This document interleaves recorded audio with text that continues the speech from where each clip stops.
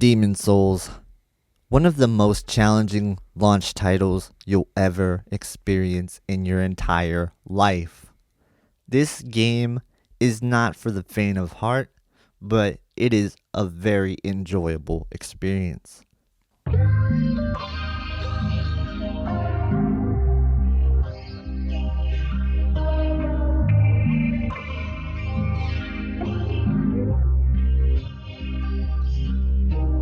Hey guys, what's going on? Welcome to the channel. My name is Produced by KG.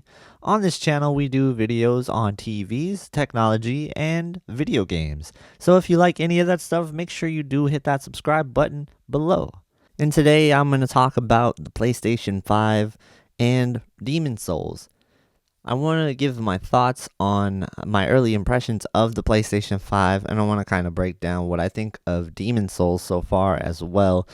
I figured I'll combine them in this video because I really didn't want to make a topic kind of complaining about the PlayStation 5 while also enjoying a game on the PlayStation 5.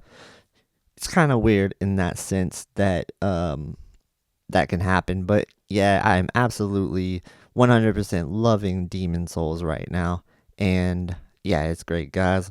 So if you want to hear about any of that stuff, stick around, and thanks for watching. Let's get into the video. So one of the things that I want to talk about the PlayStation 5 is when you do load it up for the first time and you check out settings, you notice there is a couple of odd things present. There is no ability to force 120 hertz, and that is something that was really concerning to me, and I wasn't quite sure why that was. And for some reason, I noticed that when we went into the system information, you could see that 120 hertz was supported, but it said that it was only in 422 chroma, which at the time I didn't really think too much about, but after seeing Vincent Tio's video on it, I automatically remembered seeing that, and I was like, well, yeah, I did see that actually. And he tested it some more, and he came to the conclusion that it was 32 gigabytes on the bandwidth for HDMI 2.1. So what this means is you can't do 444 with 120 hertz and 4K at the same time. It's something that you won't be able to do. So that is very disappointing. That 32 gigabytes is the cap right now on the PlayStation 5. So next up, I want to get into Demon Souls, and I want to say first off, I am having a fantastic time playing this game. There's two different modes that you can play in this game, and that's cinematic mode and performance mode. Now, if you play in cinematic mode, it is locked to 30 FPS, and that's something that I kind of don't recommend doing if you're just new to Demon Souls, and I would definitely play in the performance mode. It is so smooth and everything is really fluid, and it's probably the more enjoyable mode in terms of gameplay. And to be honest with you, the difference between cinematic and performance in terms of looks while you're actually playing the game, you're not going to notice a ton of difference. Now, if you look around in cinematic mode, you'll definitely see some higher texture counts and overall just better resolution, but really when it comes down to it, performance mode is the way to go. So what's the difference? Like I said, 30 FPS versus 60.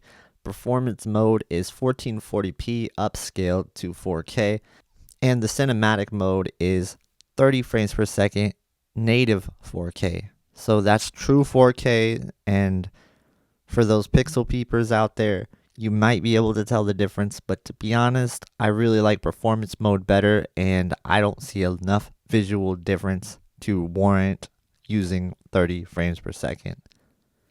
Another really cool thing about Demon Souls is when you go into the settings menu, you have the ability to change the filter on the camera. So there's a variety of different filters to change to make the game kind of look the way you want to make it look. And it is actually really useful in games because there's a lot of zones that are kind of too dark, or just the color tone is not really something that I'm feeling at the moment, it's just too dull, or maybe the mood just kind of brings me down, and I could just brighten it up a little bit or change the way, just the feel of it. Um, Oftentimes in Demon Souls, you're gonna run into walls where you keep dying over and over again, and you just kind of get sick of seeing the same zone over and over. So sometimes you might want to throw on a cinematic filter that changes the way the colors are. I'd love to see more games have certain features like this, because honestly, it's one of the coolest features I've seen in games of as of late. And I know other games do it, but this is something I definitely wanted to highlight. Starting off, I would say that Demon Souls is one of the harder ones to actually start off on. And I'm saying this because there is some walls that you can hit after the first boss or two, and you do have to grind just a little bit to get your soul level up, to get a better idea of your stats, and to have a better weapon to use. You might want to grind a little bit. And one of the things that could make this game a little bit easier to get through is definitely grabbing some healing items or going into the faith build where you can heal. Healing is a big part of Demon Souls, and it is very important to do so. If you can have enough healing items equipped, I feel like it will get you through most of the game at a pretty decent pace, and you'll never really feel like you're falling too far behind. And to be honest, the idea of farming kind of throws me off sometimes, but in Demon Souls, farming feels great because when you do find an area that you actually like to farm, and you see that the souls count that you're getting from the enemies is pretty high, and they're dropping nice healing items, that is awesome and what very welcomed in Demon Souls. Now, the specific area that you want to kind of farm early on, if you're stuck, after you beat the Tower Knight, you can go and teleport to where the Tower Knight was, and then backtrack and just go and stab those two knights in the back, kill the archers, and then rinse and repeat. You do that, and you'll get a bunch of healing grass, and you'll have a great time, and you won't have too much trouble. So I hope you did like that quick tip there. If you do play this game, I highly recommend doing that. Here I am going through a little bit of a later stage in the game, but it's no spoilers here, so don't worry. You'll just see me crushing some of the enemies with my great sword that I did get. And I gotta say, once you get a great weapon in this game, you are going to enjoy yourself a lot more. So find a weapon that you really like, stick to it, and then level it up. And if you don't know, you can level up through the blacksmith. You can just upgrade your weapon over and over until you can't no more. And a great way to farm material for that will be off of the digging site level in Act 2, I believe it is. And they drop a ton of material. So those of you that are looking for materials to upgrade your weapon, you want to go to the digging site in Act 2, and then when you teleport there, you go up and you talk to the old man that's sitting down. He sells a pickaxe at the beginning of the game usually, but he will have some of the stones that you need to upgrade your weapon. It was important for me to throw in a couple of tips in this video because I know there's going to be a lot of people that are new to the Souls series that are going to hit some walls, and they're not really in tune with the Souls community, so they're not going to check out different videos with Souls YouTubers or anything like that. So I wanted to throw in some tips, so I do hope you appreciate that to help you get through the game a little bit easier, because I really do think everybody should give this game a shot. If you have a PlayStation 5 and you like RPGs, this is one of the better RPGs that you could play on a console. I think the Souls series is fantastic, and it is very rewarding once you beat it.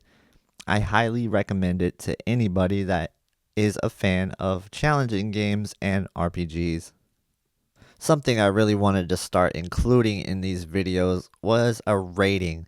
And my rating system is going to be on a 10-point scale. And I have to say, this game is a 9 out of 10. The reason for the 9 out of 10 instead of a 10 out of 10 is because there is still a lot of bugs in this game, but not as buggy as the original.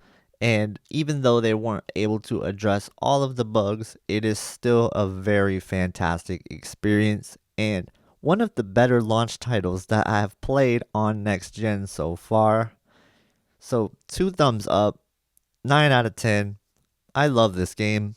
And if you guys have a PlayStation 5, I recommend picking it up if you are up for the challenge. Anyway, that's it for me. I hope you guys did enjoy this. If you want more PlayStation 5 or Xbox Series X content, please subscribe to the channel. We'll also have more TV breakdowns, and I got a firmware video in progress right now that should be posting in the next few days.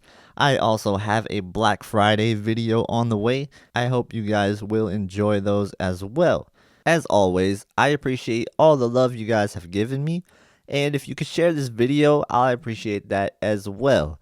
Thank you for watching, and have a great day.